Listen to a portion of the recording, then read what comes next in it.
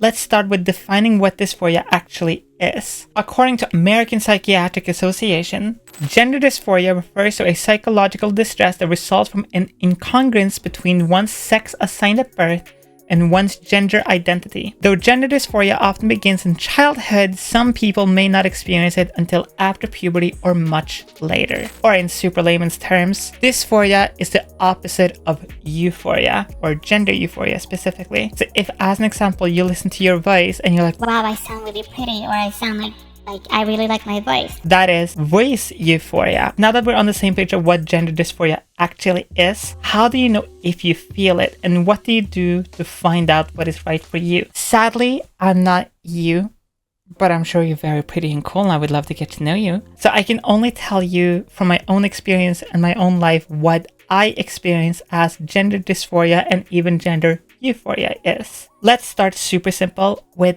the voice. Even though I've been told my whole life I've had a nice voice, a deep voice, or a radio voice pre-transition, I've never found my voice like attractive or pleasant or at all nice to listen to in any way, shape, or form. And I always thought this was just something most people experience. Most people don't like their voice. It's a very common thing. And I always thought I don't like my voice because it's not deep enough. So I remember trying to like make my voice deeper and like kind of talking like old pyrocynical videos and trying to like sound more like a man. So guys, we did it. We reached 250,000 subscribers. Because that's what I was told, and I'm sure a lot of you too, when I was younger, that you have to speak with your chest, speak like a man. If you have a deep manly voice, you sound more commanding, people will respect you more. But I later, funny enough, found out I didn't like it because it didn't sound feminine. Also, Bumperman, when you went go piss girl, I'm not gonna lie, that made me feel really fucking good. But I didn't find this out until I started voice training and kind of playing more with my voice. And that's when I first discovered that I had specifically voice dysphoria. And now in my voice training journey, I love listening to myself. But I couldn't get there without, voice training. And in reality, that's how simple this is. And this is kind of what I want to impress upon you. Exploring your gender doesn't always mean like hormones, putting on different clothes, full new name, new hairstyle, throw everything from your old life out. A lot of it can be super, super, super simple things. Like I'm talking like as simple as how you sit or how you stand, or even like how you make a noise, and just seeing what makes you feel good. Yes, these things can be embarrassing, they can feel weird, it can feel silly, but you will not know truly what makes you happy until you try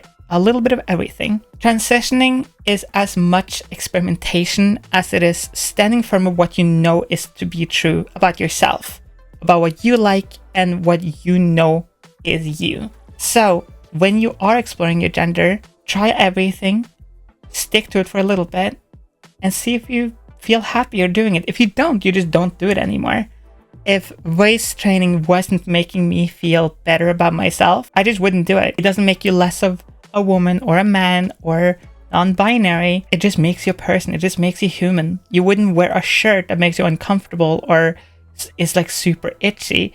You just wouldn't do it. Exploring your gender is, in all honesty, exactly that. You try a bunch of stuff, you keep the things you want, and you drop everything else. You want to dress femme, but not do voice training and have like a super deep voice? You fucking do that. Hell yeah, go for it. There are no rules to any of this. You can mix, match, and do whatever makes you happy. Not only that, but just because you start exploring your gender, say male to female or female to male, doesn't mean you have to go full on into transitioning. Exploring your gender can make you feel more in touch with your assigned gender, even if you are cis. For me personally, doing this whole gender journey has made me more comfortable with masculinity. I don't want to personally be perceived as masculine, but it's made me more okay with masculinity as a concept as a whole. That's why I will never fully tell you to go and fully transition. It is not my place to do so, but I will tell you my own personal experiences, and I will tell you to go explore,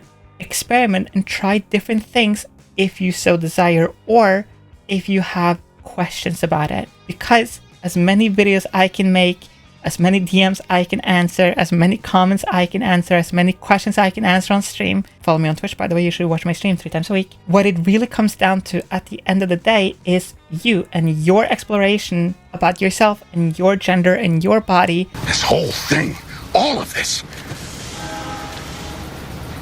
it's all about me.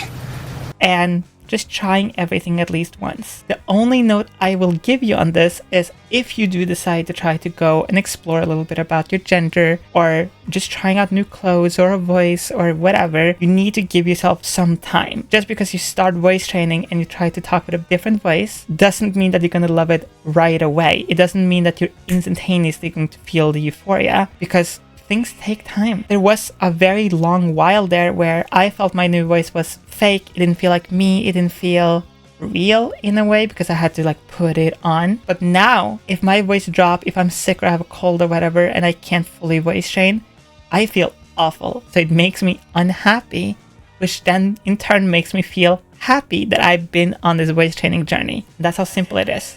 If you do decide to try something new, you gotta understand that it will be a bit uncomfortable at first. So be gentle, be patient with yourself, and just try your best. I hope this video helped you learn a little bit more about dysphoria and being trans in general, a little bit about euphoria and what you can do to battle it, figure it out. I hope you have a lovely time exploring your gender. Leave some comments down below. Tell me all about yourself and what you plan to do, or if you have done it, I would love to read your stories. And down below in the description, there is a link to my Discord. You should join it. There is links to transfem voice lessons. I answer any and all questions in there. I also give updates about my life, or if streams are on or off, or where I am, or if I'm collabing with people on there as well, and we don't have to rely on an algorithm as well. Make sure you subscribe, watch the rest of my videos, and I will see you all later, babes. Mwah!